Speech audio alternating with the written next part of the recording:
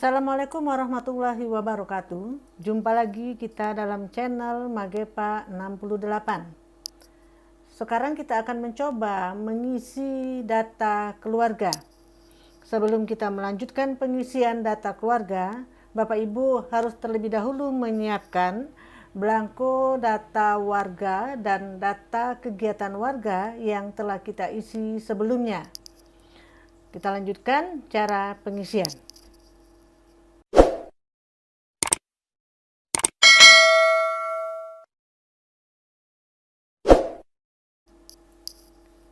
Baik, ini adalah belangko data keluarga.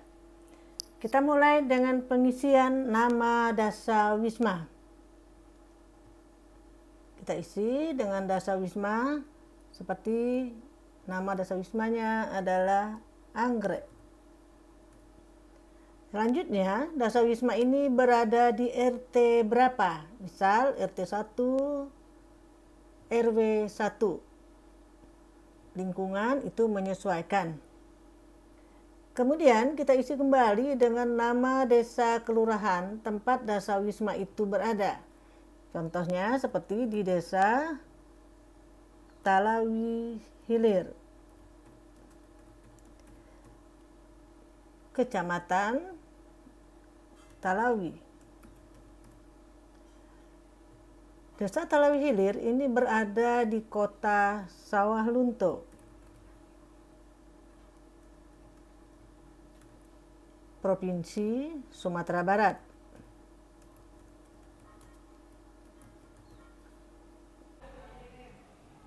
Selanjutnya kita akan mengisi nama kepala rumah tangga. Kepala rumah tangga adalah orang yang bertanggung jawab penuh terhadap semua pelaksanaan kegiatan di dalam rumah tangga tersebut. Contohnya, jika dalam satu rumah tangga itu ada 2 keluarga yang sudah menikah, maka kita pilih kepala rumah tangga itu orang yang tertua di dalam rumah tersebut. Seperti contohnya namanya Pak Amin. Kita ketik nama Pak Amin. Jumlah anggota keluarga di rumah Pak Amin itu ada 6 orang. Maka kita akan mengisinya 6 orang, terdiri dari 2 laki-laki dan 4 perempuan. Jumlah kakak dalam rumah tangga Pak Amin ada 2. Maka kita di sini kita mengisinya dengan angka 2. Selanjutnya kita isi nomor urut 2, jumlah orang yang ada di dalam rumah Pak Amin tersebut. Di dalam rumah Pak Amin terdapat 1 anak balita. 1 anak balita. Kita isi ke kolom B berikutnya. Pus adalah pasangan usia subur. Yang dimaksud dengan pasangan usia subur di sini adalah suami istri yang istrinya masih menstruasi atau haid. Di rumah Pak Amin itu ada 2 pasangan usia subur, Pak Amin dan istrinya dan anak Pak Amin dan istrinya. Maka di sini kita isi pasangan usia suburnya 2. Kita lanjutkan dengan Wus. Wus adalah wanita usia subur. Yang dimaksud dengan wanita usia subur di sini adalah wanita yang masih haid atau diperkirakan berusia antara 14 tahun hingga 50 tahun. Bisa juga apabila dia sudah melewati umur 50 tahun, ternyata dia masih haid, maka bisa dikategorikan menjadi wanita usia subur. Di dalam rumah Pak Amin itu ada 2 orang wanita usia subur. Yang pertama istri Pak Amin, yang kedua adalah istri dari anak Pak Amin. Maka kita ketik angka di sini 2. Kemudian kita lanjutkan dengan item D, 3 buta. Yang dimaksud 3 buta di sini adalah 1 buta tulis, 2 buta berhitung, 3 buta baca. Kebetulan di rumah Pak Amin tidak ada yang mengalami 3 buta, maka di sini kita isi dengan angka 0. Selanjutnya, ibu menyusui. Ada berapakah ibu menyusui di rumah Pak Amin? Ternyata Pak Amin mempunyai anggota rumah Pak Amin, ada 1 orang ibu menyusui. Istri dari anaknya tadi masih menyusui. Kita isi dengan angka 1 orang. Kemudian di rumah Pak Amin belum terkategori lansia, maka kita isi angka 0. Kita lanjutkan dengan pengisian kolom. Bapak Ibu, dalam pengisian kolom ini sumber datanya adalah belangko data warga yang telah kita isi sebelumnya. Sekali lagi saya informasikan bahwa matrik tabel ini sumber datanya adalah data warga yang telah kita isi sebelumnya. Baik Bapak Ibu, kita lanjutkan dengan pengisian matrik tabel ini dengan mulai dari nomor urut 1. Nomor registrasi seperti yang tertera di dalam belangko data warga yang telah kita isi sebelumnya. 01 kode provinsi, 02 kode kabupaten atau kota, 03 kode kecamatan, 04 kode desa, 001 nomor urut 1 warga tersebut didata dengan nama Amin. Status dalam keluarga itu adalah suami. Status perkawinan kawin. Kemudian jenis kelamin laki-laki. Tanggal lahir 12 Januari 1970. Pendidikan sarjana. Pekerjaan PNS.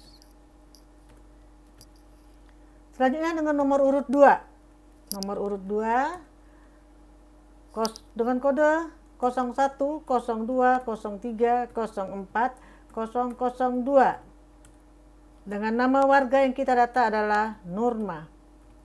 Nurma ini statusnya dalam keluarga adalah istri dari Pak Amin. Maka kita ketik di sini istri. Kemudian statusnya kawin, status dalam perkawinan kawin, jenis kelamin perempuan. Tanggal lahir adalah 23 Maret 1971. Pendidikan SMA. Pekerjaan ibu rumah tangga.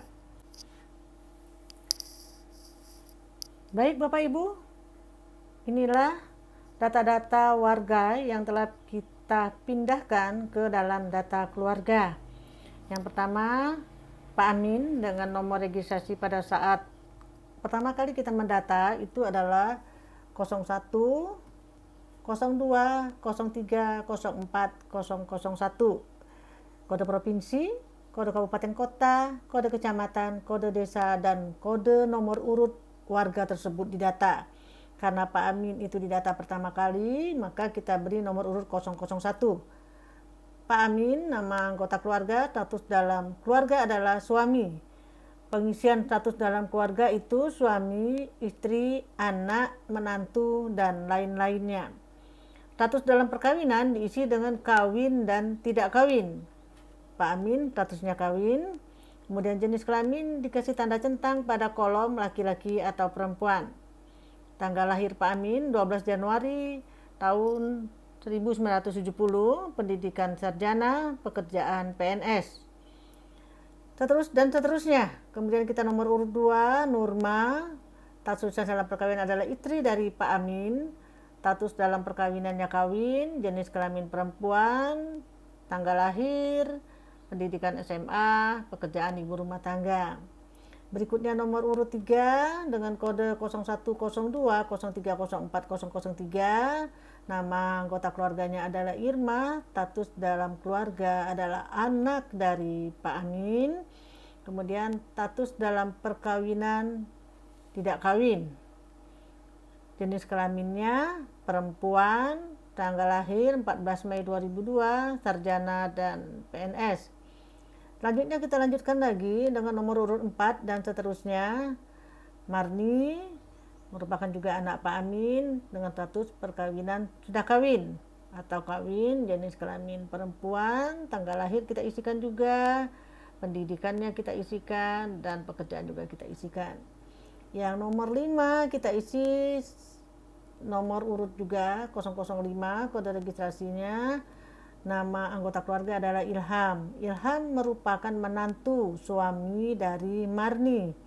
Maka statusnya kawin, jenis kelaminnya laki-laki, tanggal lahir juga kita isikan sama dengan. Kita lanjutkan dengan pengisian nomor 6 dengan kode registrasi 0102030406 dengan nama Melati. Melati itu merupakan anak dari Marni dan Ilham, maka di sini kita ketik namanya anak dengan status tidak kawin,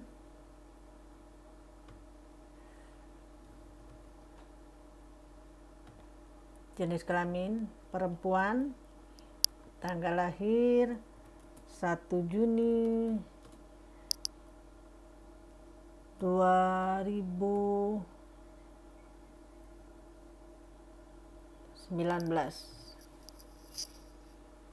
Pendidikan belum sekolah, pekerjaan kosong. Selanjutnya kita isi dengan makanan pokok sehari-hari. Jika dalam keluarga itu konsumsi mereka sehari-hari yang terbanyak adalah beras, maka kita centang pada kolom ini. Kita beri tanda centang. Kemudian selanjutnya mempunyai jamban keluarga. Kita isi centang jika keluarga itu memiliki jamban keluarga. Selanjutnya berapa banyak jamban keluarga dalam rumah tersebut. Misalnya ada 2 jamban keluarga, maka kita isi angka 2. Sumber air keluarga ini adalah air yang paling sering digunakan di rumah tersebut. Terkadang dalam rumah itu ada 2 sumber air, ada sumur dan ada juga PDAM. Jika keluarga tersebut sering menggunakan PDAM, maka kita centang di sini. Jika mereka menggunakan sumur, lebih banyak menggunakan sumur daripada PDAM, maka kita bisa mencentangnya di kolom sumur. Selanjutnya, memiliki tempat pembuangan sampah. Kalau dalam rumah tangga itu ada tempat pembuangan sampah, misalnya di rumah, di belakang rumah kita buatkan tempat pembuangan sampah, kita gali tanah itu dibuat segi 4, atau ada tempat pembuangan sampah khusus yang nanti dalam 1 hari atau 2 hari petugas sampah akan mengambil sampah tersebut, maka kita kasih centang. Selanjutnya, mempunyai saluran pembuangan air limbah.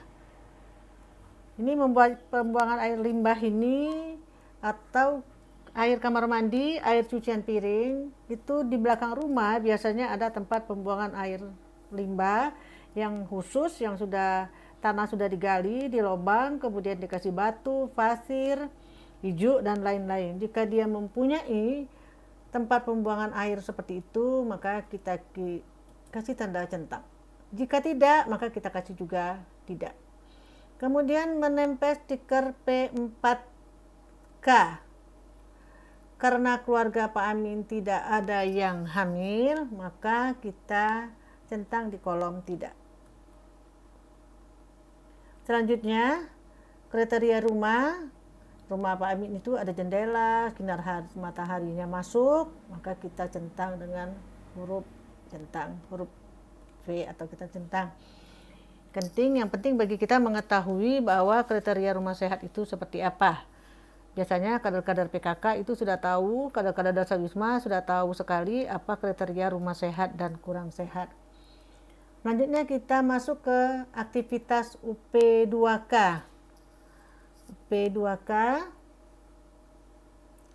jika anggota keluarga itu, salah satu anggota keluarga itu menjadi anggota UP2K, maka kita isi kolom di sini dengan tanda centang.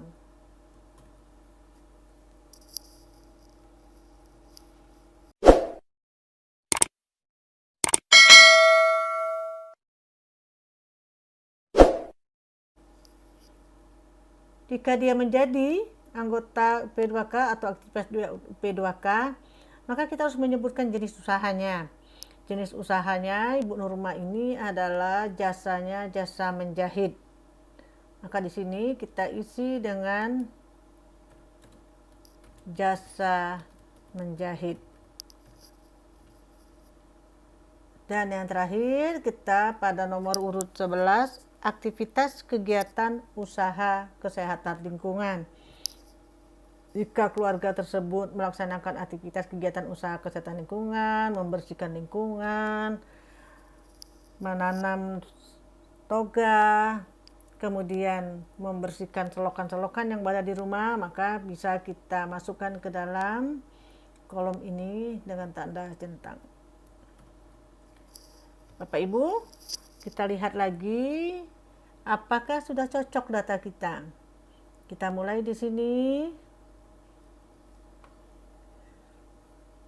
Jumlah anggota keluarga Pak Amin ada 6.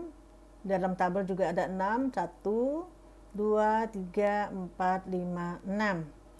Oke. Jenis kelaminnya ada 2 laki-laki, ya, Pak Amin dan menantunya. Perempuan 4, ya, ada 4. Oke. Ada Wus, ada pasangan usia subur 2 orang. Pak Amin sama Bu Nurma, Marni dan Ilham. Kemudian Wusnya ada 3. Ada 3. Bu Nurma, Wusnya ada 3, Ibu Nurma, Irma, dan Marni. Kemudian tidak ada yang buta.